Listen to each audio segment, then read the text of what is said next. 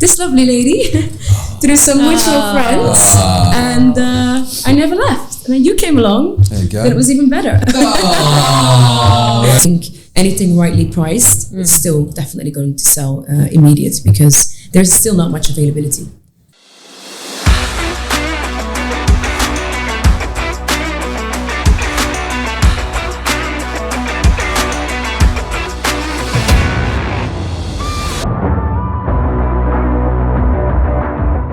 We are live. Episode number 3. Episode 3. Episode 3. Episode Three. number 3. 3. We're in the number. 3 or no, 3? This 1, is your favourite 2, number. and 3. 3. It is free for subscribers. It's a number. It's free. I really don't like you. They don't have to. Hi guys, please pay. ignore Christopher. Welcome to episode number 1, 2, and 3 of our podcast. What's been happening? Lots has been happening. We had Property Finder Awards. That was fantastic. That was good. Unfortunately, we did not take an award. However, we had an absolutely incredible time, and a huge congratulations to every single company and agent in the market that took an award home. Well done, everybody. Coming for you next year.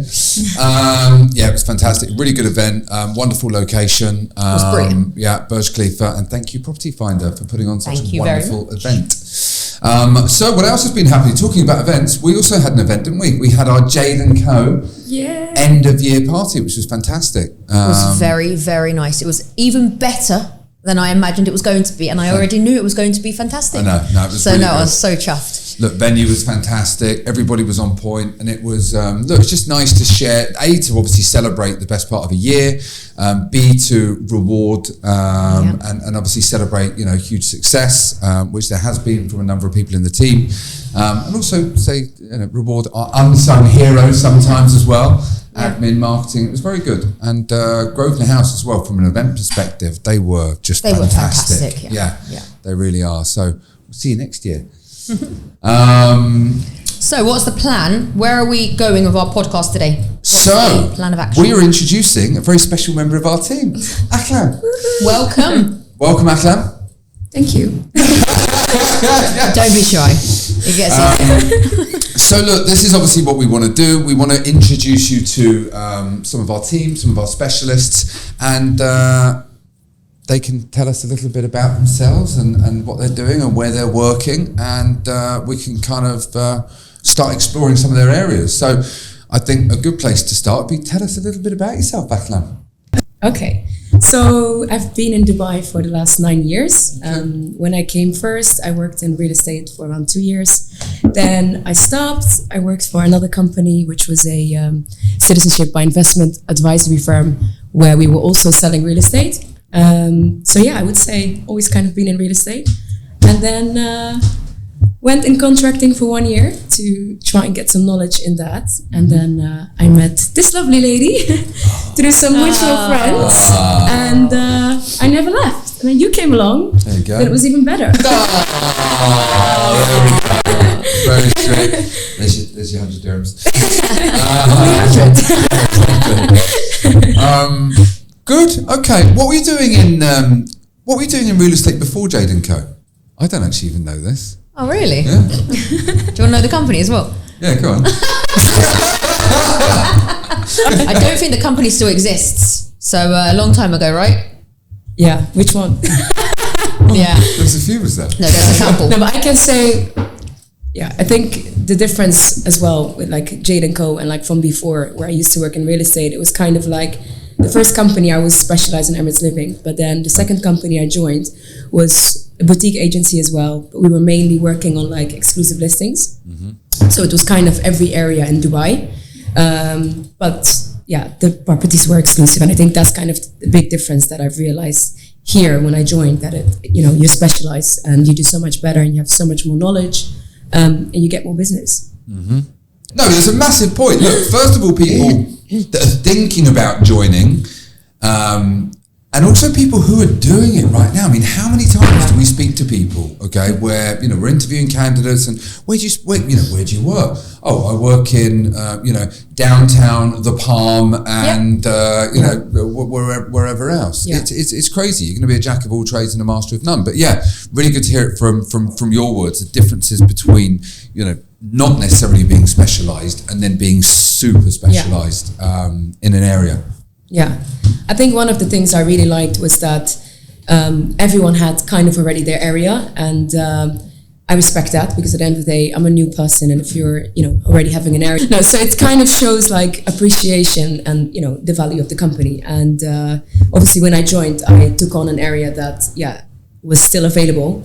And I really tried to just take the challenge on, because it was a challenge, and everyone was saying like, you can't do this, and we tried, but good luck to you. And it was the truth. That's interesting. So people had tried the area before and we had succeeded?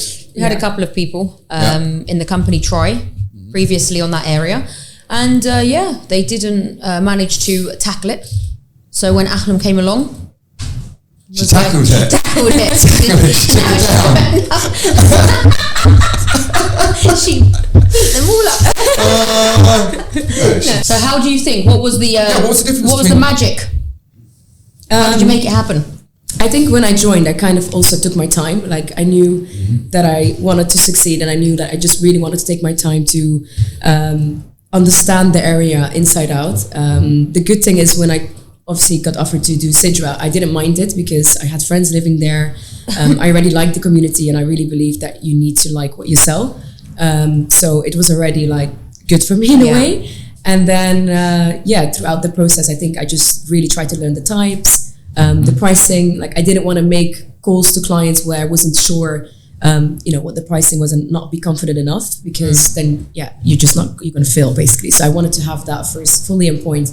And then I just started within my own strategy, which worked well, and never stopped, I think. Yeah, I do recall actually from Ahlam joining compared to other new joiners. When Ahlam actually joined us, she really did handle the community differently from the other new starters that had joined, and then they just began calling straight away without actually doing, they knew what they were talking about, but they hadn't segmented the area into necessarily 3 beds, 4 beds categories. Ahlam really took her time to get to know everything first, and then started with 3 beds before going on to 4 beds, or started with a certain location that she preferred to have on the market, and she knew that would sell quite quickly. So no, you really did. And also I noticed how you went for the approach with the long-term view approach, where even if a seller wasn't interested in selling today, you were still willing to go and meet him for a coffee and sit down, and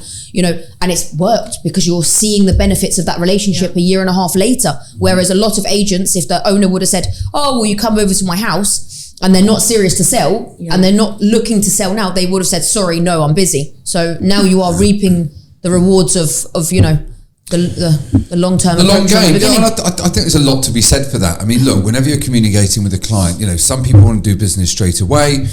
Some people it's going to be a few weeks or a few months. Sometimes it is going to be a year. Sometimes even longer. But I think it takes a few seconds to put something in your diary, and then actually follow up with somebody, and they remember that, because first of all, it's very transient. People are, real estate brokerages, individuals, companies are coming and going enough as it is. But I think there's a lot of, people don't necessarily do what they say they're going to do when they say they're going to do it. So if you do, people are going to remember that, So can you tell us a bit about Sidra? Like, where is Sidra, first of all, for the people that don't know? Where is Sidra? Can you tell us the background on Sidra? What makes Sidra special? Me. 100%. 20 minutes. So, first of all, as I said, personally, I really like the area. I think it's a really nice family community. I like that it's kind of in the middle of Dubai Hills. So you have the townhouses, you have the villas. So every community has their own facilities and amenities. So Sidra 1, 2, 3. The location, being close to the mall, being 10 minutes from downtown, 15 minutes from Marina. It's literally in the middle of everything. And I think, especially working with a lot of families, because it's a villa community, the best schools are nearby. It really makes a difference. And going back to like what is another difference within the company as well, not just the, being specialized in the community, is also that we do sales and rentals. So, Yeah. a lot of tenants will become buyers and a lot of sellers, landlords will become sellers. So that's a huge benefit as well. And I think I really like the community. What about pricing wise? Like what kind of budgets? What's the kind of budget required to buy and rent in Sidra? Yeah. So the prices have obviously significantly increased. Currently, you're looking at around 6.2 for a 3-bed for sale, around 320 to 350 for rent. It's 3-bed plus maid, and then the 4 beds go from around 7.5 onwards. And the rentals are around 420 to 450, and then you have the bigger villas, which are the 5 beds, going from around 10.5 for sale, and for rent around 500 plus. Some properties are more expensive for rent and for sale because if they're upgraded, where you can see that there's a lot of demand for upgraded properties in the community. People don't want to do the work; they want to get something that's already been renovated. So we've seen a lot of demand in that. Okay, interesting. I mean, look, as a community, it's not very old. I mean, it'd be interesting, obviously, for our listeners. When did Sidra start handing over? How old is it? I mean, and also, how many people are you seeing? A lot of people who are doing these upgrades. Yeah, there's a lot of people who are. Obviously, Sidra 3 is the newest one, which was handed over in 2020. But when you buy the villa, you always want to make it a bit your own. And, it's not very expensive to do. So a lot of people do require that and feel like, although it's new, it's still nice to give it a bit of your own touch. And in terms of investment, like as an owner, if you put a pool in and you do some sort of small renovations, then the first tenant kind of already pays for that. And then continuously they will get the same amount of year, if not more, every year. So definitely that, demand is there. What are some of the best ways that you've seen? I mean, look, pool is probably one of the first things that anybody that owns a villa thinks about doing in Dubai. Yeah. We're blessed with fantastic weather. What are some of the other upgrades that you've seen that really add value to a home? Is it extensions, kitchens, bathrooms? Tell us a little bit about some of the best upgrades that you've seen that really help add value to somebody's home. I think the extensions definitely do add value because there's a lot of space that can be utilized. I think as well the kitchens and the bathrooms are always nice to be upgraded. And every time when there is something like that on the market, the demand is extremely high. So definitely, if anything is neutral, that makes a difference because upgrades can be very personal as well. So as long as it's done neutrally, then there is definitely demand. In terms of how you see the market going, particularly for Sidra, obviously, no one can guess really. We don't have a crystal ball to know what's going to happen. However, I do believe certain areas are performing better than other areas, and we know Dubai Hills as a whole is extremely popular. So what do you feel based on the level of buyers and the interactions that you're having and the sales that you're concluding? How do you see, going into 24 with Sidra? Look, I think there might be some slight of correction, but I think the prices are kind of set in the community. Like it happened before with Emirates Living as well.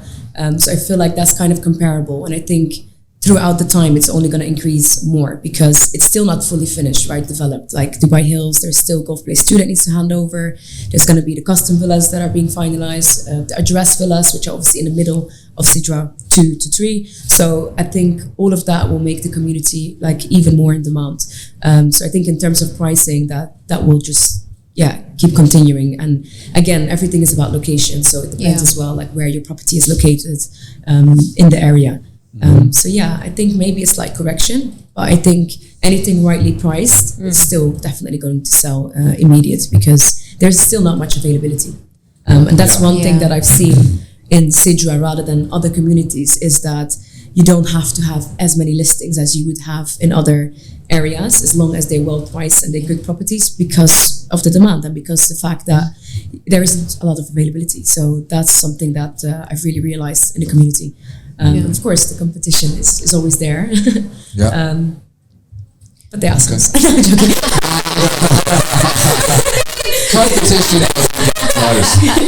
So, and obviously, look, naturally, it's a villa. You're going to have a lot more, families. Fine, that's the type of person, type of buyer that's going to be purchasing these sorts of properties. Where are you finding that they're coming from at the moment?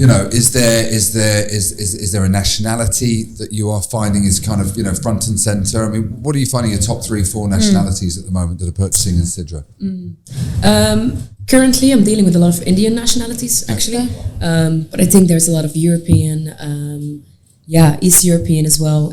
I think it really depends. I feel like it's a community which kind of attracts every nationality. And it's so diverse. So I wouldn't really say it's one specific. Do you find the buyers are mainly people that are kind of new to Dubai because of it being new construction, or do you see them as a mix of people that have been in Dubai for quite some time as well? I think currently there's people who have been already in Dubai. Nice. I feel before that, like last year, even in the summer, I felt like it was a lot of newer people that just came to Dubai, and instead of renting, they wanted to buy. But I think it's a lot of people that already have been in Dubai because the rent obviously has increased, significantly. I feel like a lot of people have decided to just buy, been here for a while. And in terms of the purchasing, are you mainly seeing cash buyers or more mortgage buyers? Currently, I would say more mortgage, because obviously the end users are people who have been here for a while, and more mortgage buyers at the moment. I think it depends on the price point as well, since everything now is like 6.2 above. A lot of people are requiring a mortgage these days as well. All good signs of a nice mature market. Very good. People who were renting have now saved up a little bit of money, getting a mortgage to buy their home. And look, it's more mortgage buyers. I don't even know what I'm going to say. I really feel that if you compare, like from other areas, also as a comparable to Dubai Hills, a lot of the time you'll find, if I'm not mistaken, that the buyer is coming from within the community already. So it's already a tenant. Like for instance, even with Arabian Ranches, I had 5 back-to-back viewings the other day on a villa, and every single buyer was a tenant already in that community. So you normally seem to, from my point of view, I normally see that once someone loves the community, they tend to always stay there. So and I feel like that's a big thing for Sidra, and the fact there's only 1,200 villas, and there's just so many people that love it. And also another thing to bear in mind, there isn't much else to look at. If you have a budget for Sidra, you have to either jump dramatically to touch the likes of Golf Place, or you're taking a townhouse in Maple. The location definitely is key. And it's the only kind of ready villa community that's in that type of location. Sometimes you think about people that buy a villa without actually seeing it from the inside. Like anywhere else in the world, I don't think that really happens. But I feel in Dubai, it really happens. Like I have sold villas where they didn't see the inside. And it's just because they have been in a community, they've been living there, they know the type, and they know that there is no availability, so they just go for it. So as an agent in our company, what are your plans for 2024? Apart from Sidra, are you planning on working in any other areas within Dubai Hills? Like what's the vision? What do you see for Ahlam in 2024? Make or break, definitely make. It's no break. She said to me a few times last week, I was like, there's only make. So what plans do you see for Ahlam in 2024? I feel I'm very, very motivated. I feel like I've built the clientele in the last, year and a half, I would say. And I feel like I want to, this is a year that I really want to succeed at my best, if that makes sense. You had one of your highest transactions a few months ago for around 18 million in Golf Place. So I definitely see that will kind of be where you should also be focusing and trying, to work, the same magic that you did in Sidra with the clients and the long-term relationship, because it will go a very long way in, in Golf Place and Palm Hills. And that's true. So there's a lot of people that obviously are moving from Sidra to Golf Place. True. A lot of people are waiting for Golf Place 2 to be ready. So I definitely see a lot of potential there in this year onwards, basically 2024. If they're dealing with you, what makes you different? What do they expect? What are they going to be expecting when they're dealing with Ahlam instead of Agent Joe Blogs out there? There's no agent called Joe Blogs, obviously. Sorry, Joe. I think number one, we do present ourselves as a community expert. So it's the knowledge about the area, the experience that you can say, you know, I've sold this, or I've rented this. So being fully knowledgeable about your area and about the market as well. And the process, because a lot of agents, obviously, you know, one thing that I'm really grateful for, which I've only learned in this company, is the conveyancing process. And to be able to explain that whole process, especially a lot of times you have first-time buyers, you know, people that have rented for so many years and now have, you know, decided to buy, as we were discussing earlier. So I feel that's definitely number one, knowing what you're talking about and being honest, and just also have good relationships with the seller, because especially in this market, there's so much competition and there's so many agents trying to cut you out, and I think it's very important that you have that relationship with the seller or the landlord, that you can negotiate on the client's behalf, you know, as much as possible, and have both parties included, basically. I think. Good. Anything, Sidra? You know who to call. So, okay. Chris, I think we have we're wrapping, and we've got our. That's what are we going to do? Wrap. Why I'm wearing this red jumper. We're going to be unwrapping. Jacket. Secret Santa. Yay! Hey, it's that time of year. No, we're having Secret Santa, but this is our final podcast of 2023, by the way. Happy New Year. A Merry Christmas to everyone listening. Merry Christmas to everyone listening that is celebrating, and a huge Happy New Year to every single listener. Thank you for listening to our last 3 episodes. Let's just wish everybody a very Merry Christmas, happy, healthy, prosperous 2024, and that's a wrap from us. That's a wrap. Thank you very much. Oh, you just leave it. Yeah.